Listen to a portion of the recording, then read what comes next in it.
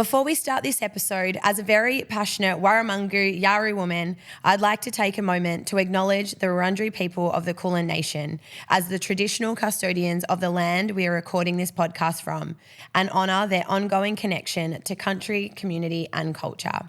I wouldn't be me without the sacrifices of my ancestors, and for that I pay my deepest respect and extend that respect with love to all Aboriginal and Torres Strait Islander people and all elders past and present. Always was, always will be Aboriginal land. Well, we're back. Welcome back, Zoga, for episode 2 of our introduction episodes. Today is all about you, my friend. But first, before we get into the episode, how are you feeling? Well, obviously I'm feeling a bit nervous. Also, I love that you're name dropping Zoga. People are like, what is that? So for those of you who haven't picked up on that yet, my name's Zoe and I teach yoga. And Zoga was also the name of your business for a while. It still is, actually. Yeah. So Zoga is one of my business names, but also one of the many. One of the many, but also a common nickname. So you guys can call me Zoga if you want. Now, we've got a lot to get through today because obviously, as we mentioned, we're talking all about you and there's a lot to dissect from the gal that is Zoga. But before we get there, we also want to talk a little bit more about what to expect from the podcast as well, right? Yeah, for sure. But before we do any of that, let's just kick off the episode with a mindful breath. So wherever you are, take a nice slow breath in through your nose and let the breath out. Always feels so nice to just take a really intentional breath. Yeah, and so, I mean, by way of expectations around this podcast and what you guys can expect, we are so conscious of how much content is out there, and starting a podcast, right, it's really contributing to the noise in some ways. And so we really want to make sure that we're contributing to that noise in a really conscious way and inviting you guys, our listeners, to also consume the content in a really conscious way. So we'll start every episode with a mindful breath, really with the intention of helping you to drop into your body, to cultivate some sense of presence as you listen along. But from our part, we're going to be really intentional around the type of content that we're creating, the resources that we share, really making sure that we're giving you a lot of practical tools and resources. And so we'll be releasing an episode each week. Megzy and I have so many important topics that we know that you guys are going to love. So we're going to tackle those between the two of us. But down the track, you can expect to hear from some really thoughtful guests as well. So that's something to look forward to.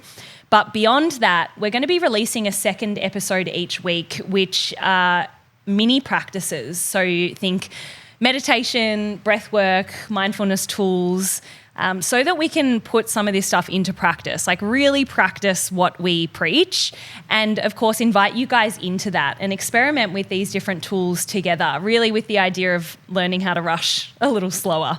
Love that, Zoe. And I feel like now more than ever, with the way that we are orbiting at the speed of light, you know, everything's moving so quickly. Like, how are we at this point in the year already? How has it almost been a year of us talking on Zoom and connecting over planning this podcast? Like, time really, it's like that saying, as you get older, it goes quicker. And I'm really feeling that as I'm at this stage in my life. And I think the thing I need the most is these practices, just the access to just the 5-minute meditation or breathwork practice to just ground, because we spend so much of our time and our energy, and we speak a lot about, you know, from breathwork lingo in that sympathetic state or that fight or flight state. So the intention really is to just help us access a little bit more of that parasympathetic, just the rest and digest and just a little bit of stillness. So well, and on that, it's important to note that these little practices will be, you know, 5 to maximum 10 minutes. Again, really not wanting to overdo it, not wanting to make it an extra thing to add to your to-do list, but more like opportunities for pause. And there are already 2 that are live for you to go and listen to, and in the hopes really for you to rush a little bit slower.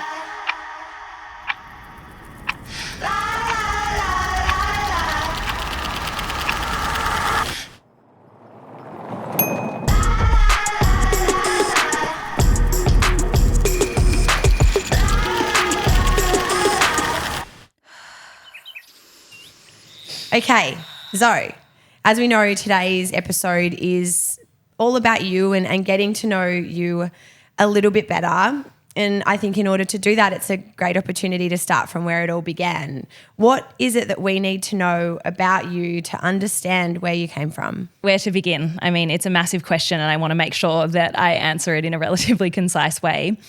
But I grew up in Melbourne, so born and bred, and grew up in a really privileged home with a lot of material possession and a lot of safety. I went to private schools and, of course, feel really grateful because to come from that place of safety really gives me a leg up in the world, to go and explore and to create and to do things knowing that I have a safety net of a really supportive family. But it did also set the context for what success looks like. And really as it relates to material success, financial success. I think that when you do grow up in privilege, it kind of sets the standard or the pretense for what it means to be successful and almost like sets the bar that you feel as though in childhood you experience like it's normal, and then as you move into adulthood you kind of realize that, wow, I am so privileged. And then for me anyway, it's almost like that creates this fire of, well, how can I maintain this level of successfulness? I grew up, I have 3 brothers, and my dad was certainly the breadwinner, I guess, in the most classic family dynamics. And so that represented, I guess, a really masculine representation of success. I mean, the world really is a masculine representation of success, but that was really reiterated through my family system. So, as I said, my work ethic, my dad was very entrepreneurial, kind of classic immigrant parents, didn't come from much but really made something of himself. So this idea of hard work and striving and kind of making it was really modeled to me from a young age, which I'm so grateful for, right? Because my work ethic and my capacity for success really was set way back then. But over the last, 15 years, I've been on, a journey, for lack of a better word, to, become more conscious and figure out what success actually looks like to me in a way that aligns with what I value. And the beginning of that really was finding the practice of yoga. Before I started practicing yoga, I was just living really unconsciously, going through the motions, that really classic societal timeline. You go to a good school, you work really hard to get a great enter score. I think the name's changed now. It was enter score when I was at school. Then you go to university and you get a degree and then you get a job and then you get a promotion and then you get another promotion and you make your way to the top and yada, yada, yada. But I found yoga and sort of started to question that and question whether that actually fits with how I want my life to unfold. And I guess in some ways I'm the anomaly of the family, right? The only girl. I'm already naturally a little more sensitive and perhaps in touch with myself. And then, I've had to navigate what it looks like to find success in my own way in what many people would consider a little less conventional. So I guess pre-yoga, I did finish high school, and I was saying this to you at the cafe the other day. I think this is kind of a random thing to mention, but I think it's quite telling of my personality. But I finished high school with like a 96.6 enter score. Clever gal. Classic perfectionist. But then went to TAFE. And I think that in some ways that was actually the beginning of me kind of challenging the norm, because I could have gone and studied, architecture or medicine, or I don't know if it's quite high enough for medicine. But what I really loved was creativity. I mean, all of my subjects were studio art, visual communication, media studies, etc. And so I went to TAFE and studied visual merchandising. Yeah, when you said that, I was like, what? I know, 2 whole years of my life, would you believe it, was the biggest waste of time. Nothing's a waste of time. No, that's it. I had to really reframe that because during the second year, it sort of dawned on me. I mean, I had a lot of feedback from my teachers in school being like, hey, Zoe, I really don't think that you should do that. I really think that you're capable of more. And I was like, don't tell me what to do. Again, really paints the picture. Also, another important factor is that I went to 4 different schools but lived in the same house the whole time. So whilst I was a perfectionist and high achiever, I was also really challenging of rules and discipline. I hate being told what to do. And so I kind of jumped around a little bit. And there's more to that, right? Studying psychotherapy, coming to understand myself a little more deeply, there's a lot more to the reasons why I moved schools, which of course came about in hindsight. And we can talk about that in future episodes. But so during the second year of the visual merchandising, I was like, oh God, everyone was right. This is so dumb. What am I doing here? Like just for who I am as a person, it just wasn't the right path. But beyond that, I was so lucky because my dad, who worked in the kind of advertising marketing space, had some really great connections, and he ended up landing me a full-time job in an advertising agency. And that was really suited to me because I was an account manager. I'm real A-type, obviously, if you haven't picked that up yet. Really organised and kind of like thrived in that environment. I did that for a couple of years. But then I found yoga and I started to notice this real awareness around, hang on, if I keep going like this, I'm going to climb the ladder, I'll probably end up fucking CEO or something, maybe. And I just had this feeling that I was like, that's not it for me. Like, surely there's more to life than repetitively coming into this office, sitting down at this desk and doing these tasks for someone else. And I know it's kind of 2-part because I've evolved a lot since then, and I actually really see the value of having a really consistent 9-to-5 job. If that aligns with your values, if you really value consistency, stability, right, that's the perfect thing for you. But what I came to learn through hindsight was that I was living really out of alignment with what I valued. I needed to feel free. I needed to feel creative. I needed to feel like I was building something. And so long story short, I kind of took the leap and I started teaching yoga, and here I am now. But I want to keep it short and sweet. There's so much more to say on this, but I guess the final piece is around where I've been and how I've got to where I am was also navigating what it means to take a leap like that and to start working a job or a career that's so in alignment with your values but pays you little to no money, and having to navigate what that looks like for many, many, many years. And I think that really contributes to my success now because I've had to be really creative with the ways that I, make money to be specific. So much in that, Zoe, and there's so much that's just stood out to me from what you've just explained. Firstly, thank you for sharing all of that, and I definitely think that sets the scene for really being able to understand you a little bit deeper. I mean, within such a short window, I mean, there's so much more that we could say, but there's a couple of things that stood out for me. You talked a little bit about societal timelines in there early on, and I think that's a really interesting thing to hold on to because that's going to be something that we're going to talk a lot more about on this podcast. I also wanted to just note that, you talking about creativity and the sensitive side to you, although you have it's this strong, dominant, organised side to your personality, you're also this really soft, sensitive soul. And I think that's the Cancerian in the both of us to make it a little, bring a little bit of woo-woo into it. That's also something that we haven't noted about us yet, but we're both little sensitive Cancerian souls. And I think it's a big part of why we're so passionate about this side of ourselves that's quite spiritual and going down this yogi path. And gosh, there's so much in there, and I have so many more questions that I want to ask, but I guess it leads me to the next question, which I think is the perfect segue from what you've just discussed. But what really is it that made you want to start this podcast, Rushing Slowly? Beyond the obvious, which I think I touched on in our last episode, which was like really wanting to build a platform in which I can speak and share in a bigger way. I already do a lot of that through just teaching and facilitating. To be honest, mostly for selfish reasons. Also partly curiosity. I mean, I feel really stuck. Like I would be lying if I said anything different. And I think it's partly because I am a walking contradiction in so many ways. My whole life and purpose and career is oriented around helping other people feel more in touch with themselves, cultivate more conscious awareness, be in touch with their bodies, their values, slowness, self-care. And yet simultaneously, I am one of the most stressed out, busy, and rushed people that I know. And I always remember I had a yoga teacher. I was on a training and she was talking about the paradox of a stressed out yoga teacher.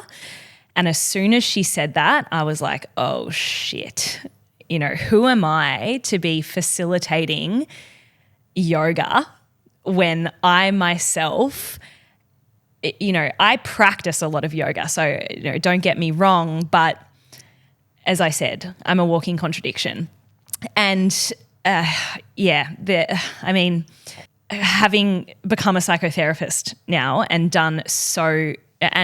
been in my own therapy for many, many years, it almost makes it worse that I'm so painfully aware of the why, which I think we'll probably get to that as well. But yeah, I guess being constantly at war with myself around being so contradictory and what that means as a facilitator and someone who holds space and teaches other people. And so to come back to why I wanted to start this podcast, again, partly selfishly, because I want to figure out how other people are navigating this. Like, how are other people dealing with their relentless drive like mine, their insecurities, which, we all have. That's what's underneath it for sure. And we'll talk about that more. How are other people navigating this? Is there a way that I could be doing it better? Is there a way that we could be doing it better? And so I guess curiosity as well. And I think you touch on this as well, but the community aspect really ties into that. I want to find my people. I want to find the people who are like, yeah, I get that. Let's figure it out together. So that's what I guess I'm most looking forward to. And that's why I think we're both here. And I think just knowing the people in our close networks that we do surround ourselves with, we're not isolated. I know that we're not because there is so much pressure to be and succeed and to strive, but there's also so much pressure. We see so much about self-care and these practices. And I think that firstly, you're doing a great job, and I think it's important to note that.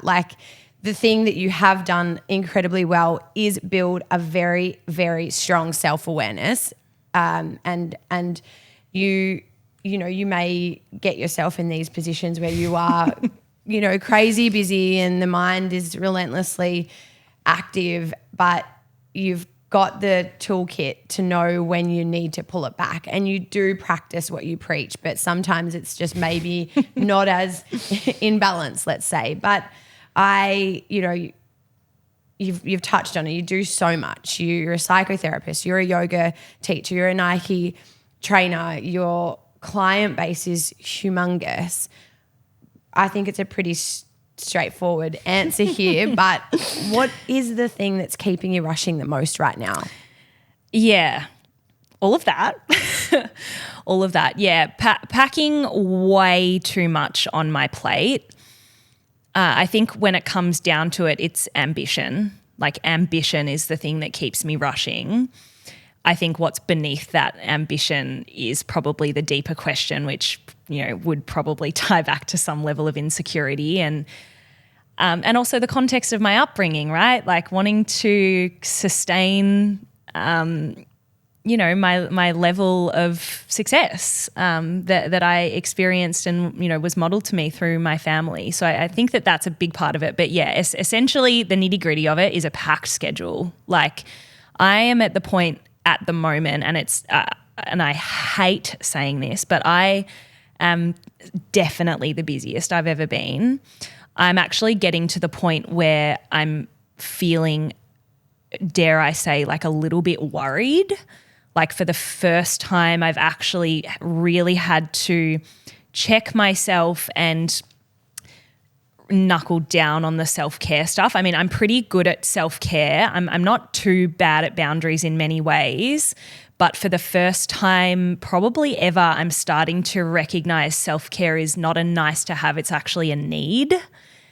Because of, there's something in me that's like, you need to be really careful here, actually. And, starting this podcast, it's so funny because, talk about contradiction. Like us being able to bring this to life, you guys, is it's unbelievable that we're sitting here because between Megzy and myself, we both have so much on. But I think because we are so passionate on this topic, it's like been a non-negotiable. It's like we're doing it no matter how we get it done. But the consequence of that means that it just adds a project and we both already wear a million hats. I was kicking myself the other day and I feel like this is just a metaphor or a sign from the universe or whatever, but I got a speeding fine. And, everyone says this when they get a speeding fine, but I'm actually a really good driver. I'm very conscious.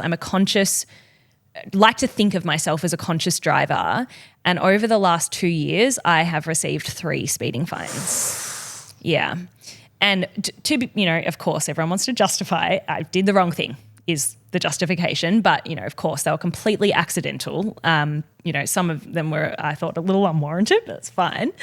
But to me, I take that as a sign. I'm like, you need to slow down, mate. Like, you need to slow down. And so that's not so much around what keeps me rushing, but it's an acknowledgement that I am rushing. But, it's really like this idea of success and noticing that whilst my logical mind understands success, there are so many domains of success. It's not just financial, it's not material. There's relational success and success in your health and, friendships and so many other things. But fundamentally for me, given where I come from, material success tends to unconsciously be placed as the priority, and that's what keeps me rushing. And then final thing, sorry, this has become a really long answer, but also my desire to help other people, right? It would be a disservice of myself just to kick myself down for, perhaps the insecurities or whatever. But, I also just feel lucky to have so much knowledge that I do around health and well-being from the yoga side, the real kind of spirituality, but then from the psychotherapy side, like the Western mind. And I just feel like it's unfair that other people don't know what I know as it relates to mental health and to spirituality and well-being. And that's not to put myself on a high horse, but it's like I just want to be able to share this with as many people as I can. And I am lucky that I'm already doing that. And it goes back to what we spoke about in our previous episode about, when we first met. It was a big part of why I was so intrigued and had a bucket load of questions for you because you've got such a wealth of knowledge, and I'm so excited to have this podcast now and dive into so many topics. Like, again, coming back to some of the things that you've just mentioned over the course of this conversation, things like core values. That's a big conversation for you and I, and we know when we're living out of alignment, when we're not living in alignment with what our core values are. But a lot of people don't really even understand the concept of what a core value is. So like being able to talk about that kind of stuff really excites me. But again, just going back to what you were talking about, we would absolutely be kidding ourselves, wouldn't we, if we weren't sitting here saying that we were really quite stressed out. Like, you and I have been texting each other over the last sort of 2 weeks, really talking about how heightened our senses have been. Like, I've genuinely been saying to you, Zoe, I feel really anxious. I'm really stressed. Like, it was only 2 nights ago that I was awake with my eyes beaming from 2 a.m. to 5 a.m. with about 25 million thoughts just rapid fire through my mind. And again, it goes back to, we're actually human, and that's a big part of what we're wanting to share. That it's funny, often people will, and I hear people say it to you all the time, and likewise, you're so busy, you're killing it, you're doing so well, which we are doing well. It's really great to feel like we're working in spaces that fill our cups up and that feel really passion driven. But that's what people see is the sunshine and rainbows version of that. What you see online on social media is a glimmer of the hard work that it's taken to get to that point or to get to that event or to host this thing or to do this podcast. And behind all of that is a lot of stress. Well, it reminds me, I'm going to totally butcher this, but it's like people will leave a full-time 40-hour job to work 80 hours for themselves. I think it's like the great stitch up of your work being your purpose or your passion is that it's almost justified to do more and to put so much time into it because it's your own and it's your baby and you want to nurture and nourish it. But the great paradox is that you end up working often way harder than you would if you were just rocking up to a 9 to 5, or 8 till 6 these days job. And yeah, I think that you just mentioned something there. There's definitely something around the commentary from other people, like you're doing so well and you're killing it, and like that validation feels good, obviously, for everyone. And I think, again, we'd probably both be lying. I think everyone out there would be lying if there wasn't some level of wanting to be perceived as successful, because I think culturally that is what we deem as successful. If you drive a nice car, oh, that person's successful. It's like, yeah, but what's the quality of their relationships? Like, what are they eating? Like what's the state of their body and their mental health? But we're so judgmental on the outer perception. Again, another classic cliche quote, but it's like comparing your insides to someone else's outsides is a massive part of it too. So yeah, I guess this is all the stuff that we're gonna go a little deeper into. There's so much. There's too much. We've got a full roster of topics that we're going to cover over the course of this first season of Rushing Slowly. But I just want to take a moment to just thank you again for sharing. I think it's important to be able to reflect. It's a big part of the practices, again, going back to the toolkit and the practices that we've both embodied to help us try our best to rush a little bit slower, and reflection is a big part of it. So thank you for being reflective and vulnerable and sharing and helping us get to know you a little bit better. To round out today's episode, we're going to finish with a little quick fire and hopefully do a bit of a better job than I did, because I'm not very good at the one-word answers, as you know. So see how you go. But I'm going to hit you with a couple of prompts. Hit me. Coffee order. Strong oat latte. Really had to think about that. Favourite cocktail. Margarita. Night in or night out? Night in. Last meal on earth. Pancakes. Pancakes. Every what time. Toppings? Maple syrup. Guilty pleasure. Oh, doom scrolling. Actually, that's a great one. Hate to admit that. Beach or bush? Beach.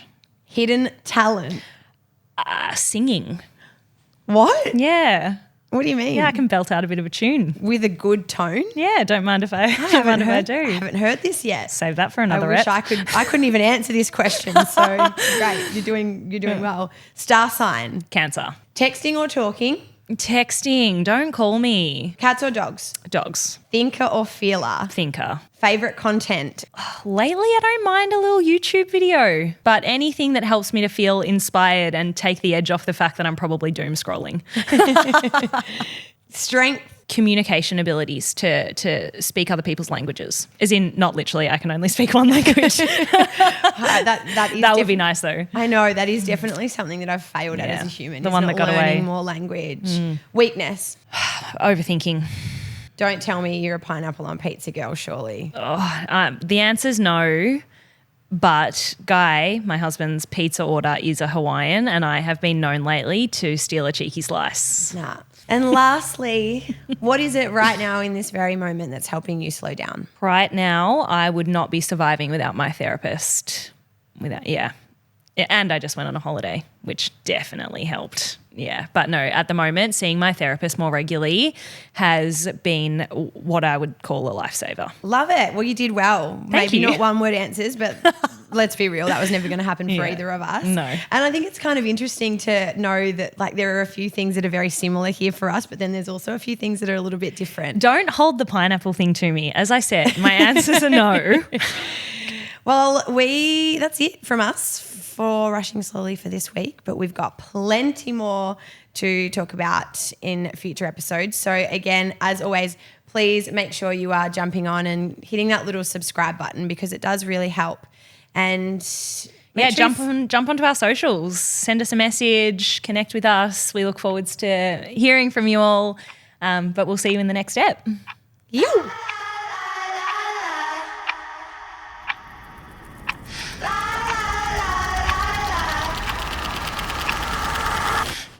The content discussed in this podcast is for informational purposes only and is not a substitute for professional mental health advice, diagnosis, or treatment. If any of the topics we've covered today feel overwhelming, we recommend seeking individual support. If you or someone you know is experiencing a mental health crisis, please contact Lifeline on 131114 or 13 Yarn on 139276.